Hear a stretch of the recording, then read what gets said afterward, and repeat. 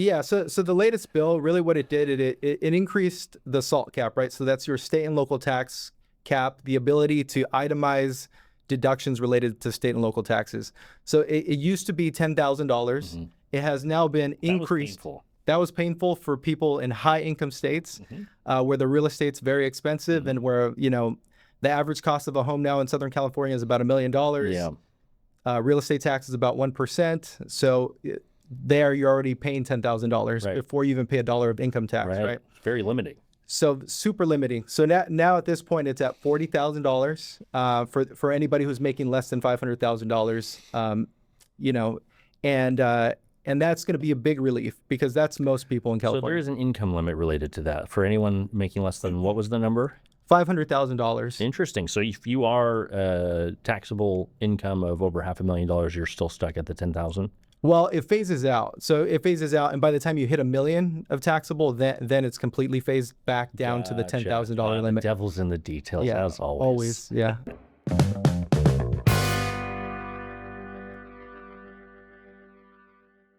All right, everybody. I'm here with Gabriel Velez. As always, I'm your host, Jason Thibodeau with JMJ Financial. Gabriel is a partner with a CPA firm by the name of Gabriel and Velez. I would struggle with that. All right. I know you guys so well too, so it's kind of silly that I would struggle with that. How long have we been working together? Over a decade. Over a decade, yeah. Yeah. At this point. Yeah, so you've seen me go through my highs and lows, and now I'm currently climbing out of my recent low because of what's going on with the interest rates these days. But we've kind of hit our stride. Finally, it only took 3 years to figure out how to run a profitable P&L in this market. Absolutely, yeah. But thanks for joining us today. We're going to talk a little bit about, the business stuff. I'm actually going to dive right into that too. But I'm curious to know, just like I think younger people would be interested in seeing a younger entrepreneur and what his take is on, raising a family, running a business. I think it sounds like the CPA industry, the tax prep industry, is having a hard time drawing new talent. Am I understanding that correctly? Yeah, I mean, one of the biggest issues right now is people. It's just not a cool. It's just not a cool thing to study, I guess. So that's going to be one of the biggest things. But I think accounting is one of the main things, right? I mean, it is the language of business, right? So without accounting and understanding your P&L, your balance sheet, your statement of cash flows, right, you can't really run a business. Yeah. So this is the backbone of entrepreneurship and business.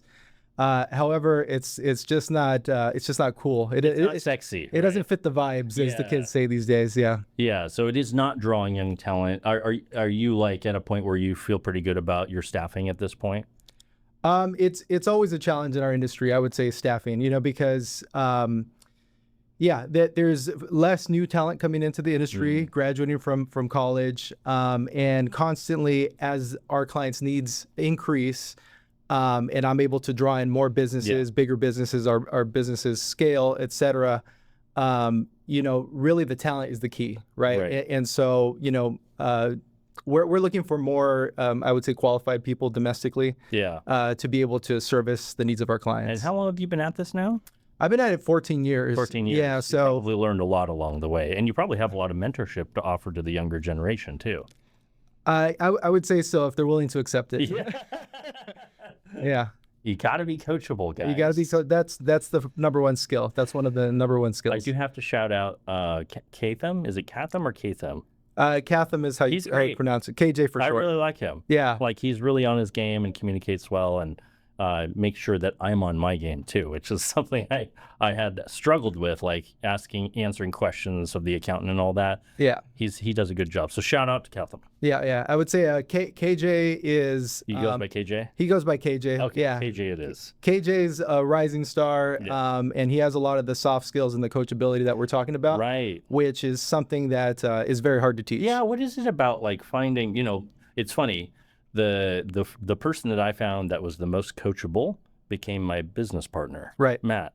Yeah. You know what I mean? Yes. And it really just is hard to find. We have an amazing staff and people, but finding that person who's willing to do what you say and not question, not only do what you say, do even more than that, and just bring a lot to the table and grow quickly, it's hard to find. It is. Yep. Yeah. Somebody who can execute immediately, but still has the curiosity and the interest and the intrigue as to how did you accomplish what you accomplished? Yeah. I'm going to do this now, but 10 or 20% of my time is going to go towards understanding like what made you successful, right? Yeah. So I can replicate it and iterate on it. So we're going to talk about the big, beautiful bill, right? Sure. But what I understand about your industry is it's pretty labor intensive. It's obviously seasonal in terms of like time. Mm-hmm. How does AI kind of play into this? It's still young. I don't know if AI is really moving the needle for you guys, but like over the course of the next 5 or 10 years, how do you see this shifting the industry? Yeah, I would say that our industry is very deadline driven. Yeah. So that's number one. Okay. And Tax day, yeah. Tax days, right? And they come and they go, and you have to make estimated tax payments and calculate what those are. And if you're a real estate investor or a business owner, this can fluctuate year over year and month over month. So sometimes you're having to calculate a larger estimated tax payment and whatnot, right? But I think there's two parts to the AI conversation. There's the data entry portion and like the more of the menial tasks, I would say, that's related to filling out forms and stuff like that. And so a lot of those jobs are just going to be expedited, right? And sometimes, in some cases, even replaced with AI. We've had OCR technology for a long time, and which is like recognizing characters and being able to put them into the software. And so all of that's pretty simple. Now where AI is coming in with the large language models is being able to replicate reasoning. Now it's not actually reasoning, from my understanding of AI. It's not actually reasoning. It's more of like a voting and like putting together syntax and ideas in a way that are readable. But it's not really sentient yet. It's not sentient. It's not AGI. It's not, there's still a lot to be missed there. Now, I'm not saying that it could never replace. Get there, Yeah, it can never get there, because I just don't know for sure. And if I wanted to bet, I think it will eventually get there. It's just a matter of when. Yeah. But certainly, yeah, I mean, that's, yeah. Yeah, well, we face that same question in our industry in mortgage, like, is it going to eventually fully replace us? But, there's still got to be a human element, from a relationship development standpoint, and also the nuances. Mm-hmm. Yeah, who knows? Maybe 10 years from now, we're like, okay, none of us have to work. Yeah. Right? But I just don't necessarily see that being, even if it's capable of that, don't we need to keep humans having a sense of purpose and meaning, So I would say so. Yeah, there's the human element. And as somebody who's like, really more task oriented and kind of engineering minded. I would say that there's still a philosophical question as to, or it's not even philosophical. What I would say is you still have to have a base amount of knowledge to ask AI the right question. Sure. Yeah. So garbage in, garbage out. Yeah, right? It's true. Whatever your input is or whatever your prompt is, it has to be an educated prompt. Yeah. Otherwise, it's just going to be like a biased conversation. It's almost like it's going to turn you into a superhuman CPA. If you're a really good CPA, it's going to make you super physiological, to use a bodybuilding term. 100%. Right. So a lot of times where I'm using AI these days is to create syntax around the knowledge that I already have and to be able to boil it down so that I could provide it in an email. Yeah. More efficient. Yeah. And that's a good thing with, how hard you guys work and how many hours you work during the seasonally busy periods. I'm sure it's going to make your life a little easier. Absolutely. Or at least that's the idea. Yep. Okay. I was just curious on the AI piece. Let's shift over to what everyone wants to know about, the big, beautiful bill. This affects a lot of people. But especially, I think in the real estate industry, a lot of self-employed folks with S corps and all that stuff, buying real estate. The thing that always caught my attention was the return of the 100% bonus depreciation. The salt tax thing was interesting to me because I think back in the day we used to not have a limit on salt, but then that would also get to a point where we were getting the minimum tax. The alternative minimum tax. Alternative minimum tax. Yes. So it's all like, not so much of the stuff's over my head. Yeah, Is there a way for you to condense this down that makes it easy to understand for people listening to this? Sure. As far as like the salt tax is concerned, and then also the bonus depreciation. Yeah. So the latest bill, really what it did, it increased the SALT cap, right? So that's your state and local tax cap, the ability to itemize deductions related to state and local taxes. So it used to be $10,000. It has now been increased. That was painful for people in high income states where the real estate's very expensive and where, the average cost of a home now in Southern California is about $1 million. Yeah. Real estate tax is about 1%. So there you're already paying $10,000 Right. before you even pay $1 of income tax, right? It's very limiting. So super limiting. So now at this point, it's at $40,000 for anybody who's making less than $500,000. You know, and that's going to be a big relief because that's most people in So there California. is an income limit related to that for anyone making less than, what was the number? $500,000. Interesting. So if you are taxable income of over $500,000, you're still stuck at the 10,000. Well, it phases out. So it phases out, and by the time you hit $1 million of taxable, then it's completely phased back down to the $10,000 limit. Devil's in the details, Yeah, as always. Always, yeah. Similar to the no tax on tips, right? Exactly. Yeah. Exactly. Yes. I didn't know that, by the way. I literally just learned that there's a $500,000 limit that phases out up to $1 million. I didn't realize that. Oh yeah, everything. Yeah. So when we have good years in the mortgage industry, none of this is going to matter.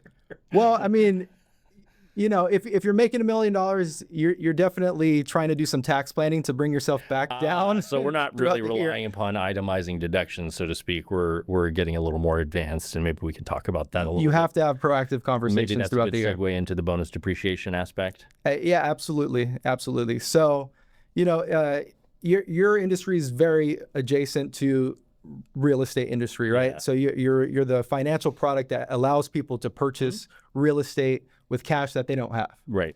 And so Leveraging. leveraging, you know, and everything in entrepreneurship and real estate investing, it's all about leverage, right? And The way it works. Unless you have a rich uncle. leverage your rich uncle, leverage your rich uncle, his connections and his money. Yes. Absolutely. I don't have a rich uncle, for the record. Go ahead. Sorry. You know, yeah, there's ways to leverage the new tax code, which put bonus depreciation back to 100%. When you're in the real estate industry, you know, you have various ways to generate paper losses. Okay. And the biggest one is bonus depreciation against the rental property that is in excess of the rental income that property is producing. And the way you do that is, first thing you do is when you purchase a property, you have to allocate between the dwelling and the land because land does not depreciate whatsoever. Right. So that's the first step you have to take. Then the next more advanced step that you should take is to do a cost segregation study. And so really what a cost segregation study does is it takes a dwelling that for residential purposes would depreciate over 27 and a half years, and it breaks it down into its smaller components. So smaller components are things like land improvements. These are like your driveway, your hardscaping, landscaping, fences, things like that. And says, these are land improvements. They depreciate at 15 years. They do not depreciate at 27 and a half years. Got it. Then they look on the interior of the property and they look at other things like, you know, appliances, cabinetry, you know, personal effects basically. And say Personal property like furniture or furniture, blinds, carpets, shutters. shutters, expensive. floating floors, you Yes. know, things like that. And say those are also not real estate. Those are 5-year property. And anything with a useful life of less than 20 years is eligible for bonus depreciation, which means you can 100% deduct it in the first year. That's so interesting. Right. Even personal property. Even personal property. Yeah, that's, you know, part of the real estate. Yeah, That's and right. we're just to be clear, we're talking in the context of a rental property, income producing property. Correct me if I'm wrong. Yeah, when we're talking about personal property, we're not talking about property used personally. Yeah. Right. We're talking about things that are placed in service for a trade or business, Yeah. including a rental property. Right. Okay. Yeah. That's fascinating. Okay. I didn't know that you could segregate it out like that. So this is what I'm learning right Yes. now. Yeah. Now, don't you have to technically be, I heard something about you had to be in the real estate business. How do you quantify that? Sure. So there's multiple ways to harvest those Like, do you have losses. to have your real estate license or? You do not have to have a real estate license. You know, for the interest of time, basically you have to be doing property management. So meaning you have to be doing, Oh, okay. you have to be involved in the lease ups. You have to be involved in the renewing the lease. You have to be involved in the improvements and like taking care of the That's property. a relief to hear. For some reason, I thought you had to actually have your DRE license. No, you do not have to be a realtor in order to be a real estate Real professional. estate-related duties to property management, though. That's correct. That's correct. Yeah. Interesting. And that could include Airbnb, short-term, long-term, mid-term. Well, so there's a distinction here. I'm curious. There's a big distinction, right? We're because getting into the weeds. I love getting into the weeds. Yeah. So there's a lot of ways to harvest these losses. Okay. So the IRS says that a rental property is inherently passive, right? So they create what's called the real estate professional status, which is a very high threshold for making those losses materially participation in such a way that you can take those and offset them against your W-2 or other sources of income.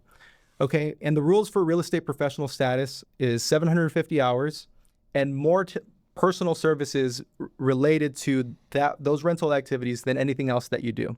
So a W-2 employee is going to have a hard time considering themselves a real estate professional. Sure. Interesting. Okay. But there's things that look like rentals but are not actually rental activities. So a short-term rental is one of them. So in the code, a short-term rental property, which means that your average stay is less than 7 days, is actually not a rental activity. It's actually a business activity.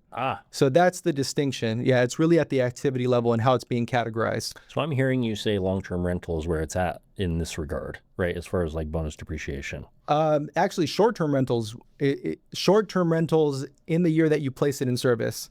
Now, short-term rentals, the threshold for being able to take those losses, harvest those losses, is lower than a rental property, which is a long-term rental.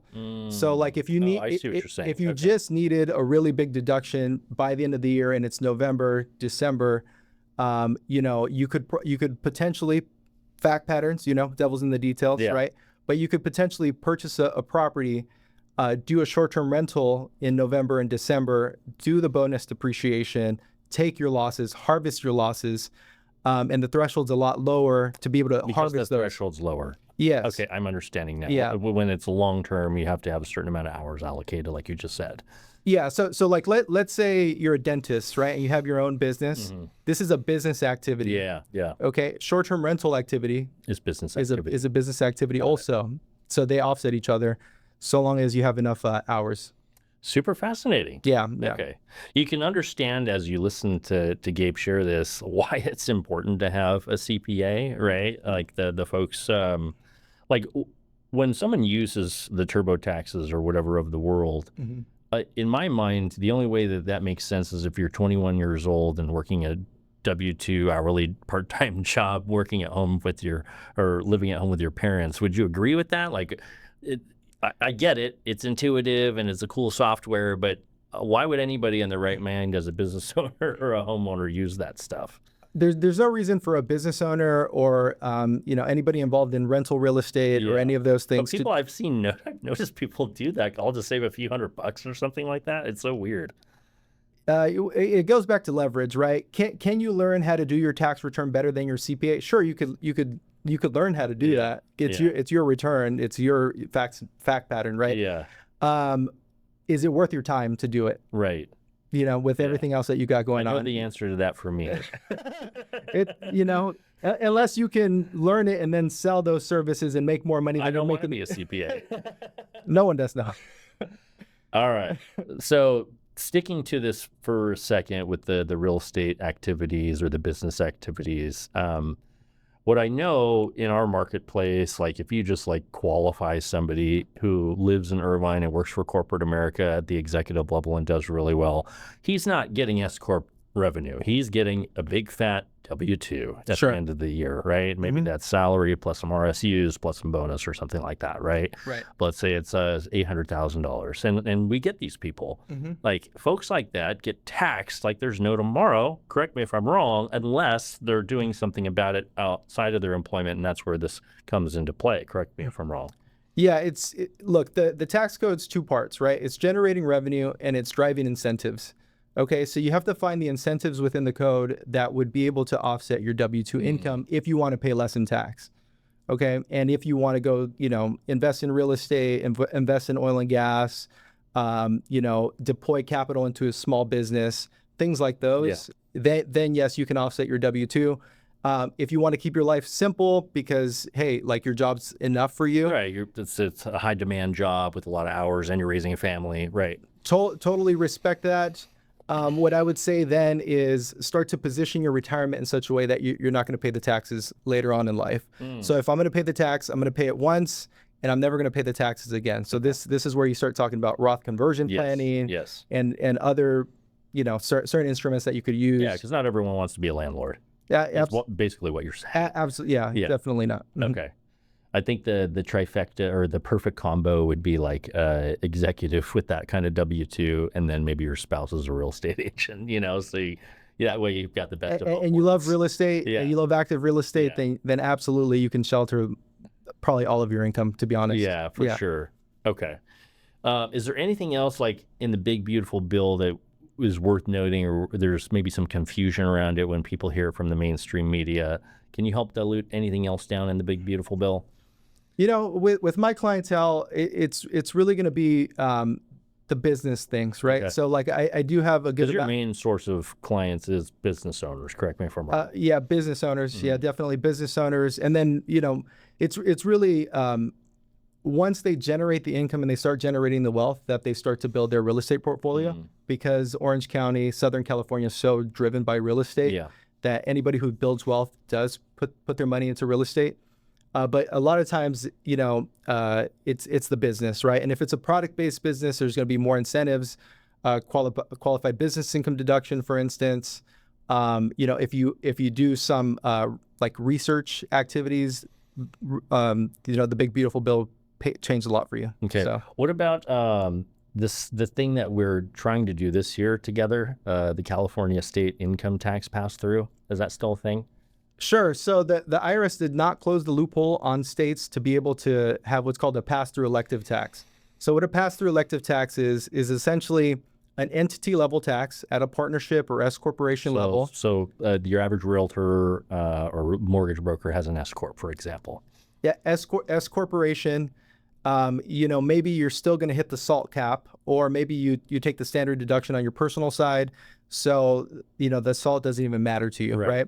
So instead of paying your personal income tax at the individual level, what you're able to do is do an elective tax at the entity level, take it as a business deduction, and then you receive a state tax credit for it. So what is the benefit? The benefit is that the business gets to write this off, where you wouldn't be able to write it off as a business deduction without deal, it. It's right? a huge deal. Yeah, because if you're paying a large state income tax number and you're limited on the SALT thing, like we just talked about, Yeah, that's a really cool loophole. Absolutely. I think most people are unaware of this in the self-employed space too. I really do. I've seen it missed, Yeah. consistently Yeah. as new clients come in. Yeah. So I'm super grateful you brought that to our attention. Okay. Thank you for sharing all that. It's funny is like YouTube flags this stuff as election advertising because we mentioned the word a big beautiful bill. I'm still trying to figure out why that is. Oh, is that right? So don't worry, people. I'll make sure you hear this. Let's pivot a little bit to more on the personal side. You said you just lost 20 pounds. Oh yeah. Well, yeah. If that's all right with you. Yeah. Well, you and I share something in common. We're both dads. We're both self-employed. We've got children. We're married. Yeah. And you and I at one point did a workout together, a hero workout together. Do you remember that? Hero workout back in the CrossFit days. Yes, CrossFit days. I'm Absolutely. slowly trying to get back into my fitness routine right now. I had the worst cold and flu season of my life. Late last year and beginning of this year, it just completely derailed me. I was getting in really good shape. Yeah. I was like 5 or 6 months just hard charging, head down, getting fit. And I was like 10 pounds away from my fitness goal, but getting strong too and lean. And then boom, I got influenza A in the beginning, influenza B at the end, and in between stomach bugs and colds. And I just for months, I couldn't get a routine. And then once I lose my flow, I'm done, right? Like I'm eating whatever I feel like because I feel like crap. Right? Yeah. I'm not working out, and then that becomes a self-fulfilling spiral. So I'm just slowly coming out of that right now. I'm just curious, like young people, high stress levels, running a business, married, kids. What's your routine look like, and how did you pull off this 20-pound weight loss? Yeah. So, what I would say is obviously fitness is, one of the tenets of life, right? Yeah. You have to take care of your body. And there are times of imbalance where, either the business is too stressful, you get sick. Seasonal, right? Yes, things like that, where there's a good, there's the ability to make the excuse for Yes. not taking care of yourself. I'm right? sick. It's tax day coming up. Whatever. Yeah. Yeah, and where I see, what I see is you have to fit it in, number one, and you have to bring things down to the level of where you're actually going to be able to be consistent with it. So sustainability is what you're saying. Sustainability, yeah. This is a big deal, by the way. Yeah. Yeah, and there's only a few things in your life that you can focus and try to make like really big progress in at any given time. Yeah. And the other things end up going on maintenance, and it just is what it is. But ideally you keep them on maintenance. And when you were talking about fitness, we're talking about, maintenance. I'm not trying to be the fastest or the strongest person there is. I have a business and I have a family. Right. So what you got to do, number one is get a home gym. Yes. Get a home. Oh, it's life changing. When never having to drive, walk into a gym, scan your card, deal with waiting for other people on the machines. You know what I mean? Yeah, absolutely. Or the goofball who's screaming. Yeah. Right. Yeah, because a maintenance workout is, maybe anywhere from 30 minutes to 60 minutes. Yes, 30 to 60 minutes. And the intensity level can vary too. Exactly, throughout the week, right? So, but like if you have to go to the gym, right, that's one more obstacle. Yeah. And then, if your kids are in the process of cleaning up their room, or there's every reason not to go to the gym. The garage gym is life changing. Yeah, absolutely. So that's number one. Get a garage gym. Number two, with the nutrition, I would say get yourself a nutrition tracker and actually track your calories. It's the What do you use? MyFitnessPal. Yeah, that's what everyone uses. You gotta Path of least resistance. You gotta do it. Yeah, you got to do it. Do you skip meals? I don't skip meals. No, I don't skip meals. Really, what it is a meal for me now with MyFitnessPal is at least 30 grams of protein and calories that fit, your daily allowance for the day. That's it. Yeah, speaking to that, everyone's a little bit different, right? Like you have to know your personality, your wiring, your body. And the reason I don't have breakfast is because I'm never hungry in the morning. I'm just not. I'll have a black cup of coffee. I'll have some lemon water, but I don't look at food and I'm like, ooh, I'm so hungry. Maybe if I'm like training really hard, it's different when I wake up in the morning. But I just know myself. So here's what happens. I'm working. I'll order a healthy lunch, easy, right? But then the evening comes. Yep. And that's when you're home. There's snacks staring at you. You're watching your kids snack. There's dinner. No one's forcing you to choose the right portion because I'm left to my own devices. Yeah. And so where I struggle is in the evenings with that extended period of time, figure 6 p.m. to 9:30 p.m. That window right there is where I really struggle. Yeah. And so to counteract that, I just know myself, I'm going to overeat. So what do? I skip breakfast, not because I'm all into intermittent fasting. I just understand the concept of calories in, calories out. Yeah. Right. And I know myself. And as much as I wish I could be on my game there, I've proven that I can't. So skip breakfast, healthy lunch because it's work. I'm not really focused on anything other than just getting some calories or nutrition. Then I have some liberties. Yeah. Because if I worked out that day, fasted, and then I have a nice lunch, technically I'm sort of at a net zero for calories for the day, sort of. Yeah. So now I've got a nice free allowance for the evening not to blow it too hard, Yeah. Does that make sense? It totally makes sense. Not ideal, have your 30 grams of protein in the morning and like optimize and snacks and blah, blah, blah. That's not me. Yeah. If I do, once I open up the potato chip bag and I have the one chip, I need the whole bag. Is my problem. Well, that's me too, and what I would say is that there's an emotional component to it. And then there's, your eyes. So like for me, it's just easier for me to just track and weigh everything. Yeah. And be exact with it because it takes the emotion out of it. Back to the engineer mind. Because otherwise I will eat the whole pizza. I will eat the whole bag of chips. Yeah. And I will think that I'm doing the right thing, but I'm not. So yeah, it's easy to get derailed that way. Interesting.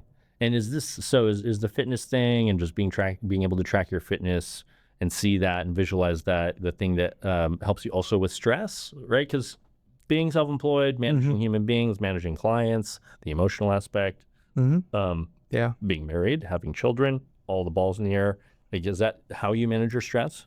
Yeah, absolutely. The more stress, the harder I work out because really? it brings you down. Yeah, yeah. You know, it it brings you does. back down to baseline. You have stress is just like unfocused energy, and you need to bring it down to focus, right? And you need to focus I it. like that. Yeah. Stress is unfocused energy. Unfocused energy. Yeah. Unfocused energy and unprioritized energy, I would say too. Yeah. You know, opening too many things. Yeah. Like just focus on one thing. Maybe overstimulation. Overstimulation. Yeah. Yeah. It could lead to burnout, things like that. You got to simplify as much as possible. I think one of the hard parts for people is the barrier to entry of starting a workout. Like, I'll give you an example that I experience all the time personally.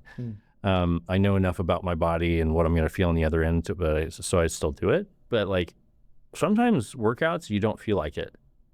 Even like it's one of those things where you're so emotionally exhausted and overstimulated that the idea of working out seems daunting. Yeah. And then even 30 minutes, even let's just say you decide to do the workout anyway because you're in your routine and you know you need to. The first 30 minutes, you feel weak, you feel tired, you feel sluggish, and you're like, man, what's going on? And then at some point, sometimes it's 45 minutes into a workout before I feel good. Yeah. Right. And Yeah, then then at the end of it, you're like, oh my God, I feel like I have energy and my mood is completely elevated. But it took a lot of pushing through these thresholds, whereas I would understand why people wouldn't start in the first place because they don't feel good, right? So you really have to be aware and have some awareness around what's happening, that your body is going to be in a state of resistance or fatigue, but just trust that if you do get to the end of this training, you will feel better, right? And that's the hard part sometimes. Yeah, I'll say it depends on if you're in shape for you or not in shape for you. So if you're out of shape, it's going to be very discouraging, right? You cannot finish the 30-minute HIIT workout. You can't lift what you used to lift. At that point in your fitness journey, I would say just focus on what makes you happy and focus on showing up. Don't push yourself too hard to the point where you're not going to want to come back to work out the next time. Sustainability, back to what you're talking about. Sustainability, consistency, build that, make it enjoyable for yourself. Do whatever you're going to do that makes you feel good at the end of the day. So it might be, you know, yoga and stretching. It might be, you know, working out light, not trying to go too heavy. You know, to peel it back on the cardio or the HIIT workouts, right? Once you start to get back into shape, you can start elevating the intensity. You're going to naturally enjoy elevating and pushing yourself because now your body can do things that it wasn't able to do previously, and you enjoy pushing yourself, you know? And this is day in and day out. Some days you have it in you, some days you don't. The main thing is consistency and showing up and doing what works. That's the barrier to entry piece that I think a lot of people shy away from fitness for. Because they think, and I think trainers sometimes, I've noticed this with trainers, they're like, they'll take somebody out of shape and then they'll just run them into the ground, right? Yeah. And then people don't want to come back, right? Where it's like, what about the first 30 to 60 or even 90 days, slowly but surely, progressively increasing intensity over time as it feels natural, right? Your body keeps the score and it will tell you when it's ready or it's not. And I think what people get wrong here is they think they need to start out at a sprint pace on day one, and you just don't. Like, I'm slowly getting back into it. I know my body well. I am plodding along through these workouts, right? And I'm doing that on purpose, without self-judgment, without feeling like, oh, I should be going harder, and I can't do this. I'm not good. Like, get rid of all the self-judgment, because it's like, it's not doing you any good, and it's actually kind of nice when you have a slow but sure plodding workout where you got a good sweat going, your heart rate's in maybe zone 2, you know, and you're just like enjoying it. I put music in my ears and it's very therapeutic if you allow it to be.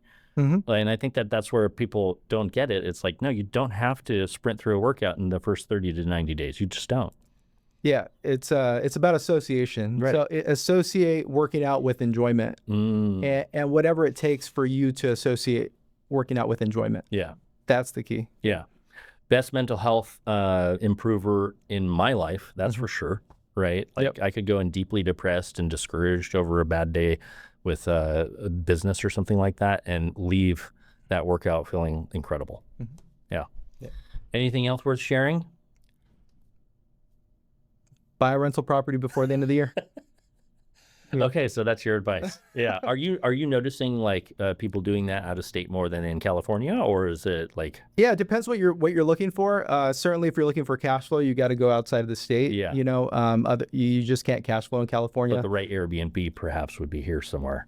Yeah, Maybe a Lake Arrowhead type thing or whatever. yeah, and jurisdictions are kind of shutting that stuff down too. know, that's the tricky Anaheim part. won't let you do it. Irvine won't let you do Yeah. short-term rentals. Huntington won't let you do it where I Yeah. live. They're getting wise to it. They don't like it. Well, the So scary part, I think, for a lot of people is what if you do buy in a really desirable area and it's working, and then the jurisdiction shuts you down? yeah, Right? It's a little unnerving. I guess you could always convert to a long term. yeah. I think long-term rental is the best long-term plan. Okay. Short-term rental is a good cash grab. Just like I would say flipping properties, unless if that's your business, then that's your business. Yeah. But if you're flipping properties as an investment vehicle, it's not a good long-term plan, I don't think. It's a good way to generate a lot of cash, But if you're like I said, if you're a professional home flipper and that's what you do, then that's different. That's different. But if you're just trying to do this as an investment or on the side, like long-term rental is the way to go. Okay. That's actually really good to hear. That's what I would say. Good advice. Gabriel Velez, thank you for joining us today. All right. A lot of good value. Appreciate it. Yep. You're welcome. All right, guys. If you did find value, and I'm sure you did in today's podcast, please like and subscribe. Thanks for listening, guys. Until next time. Bye.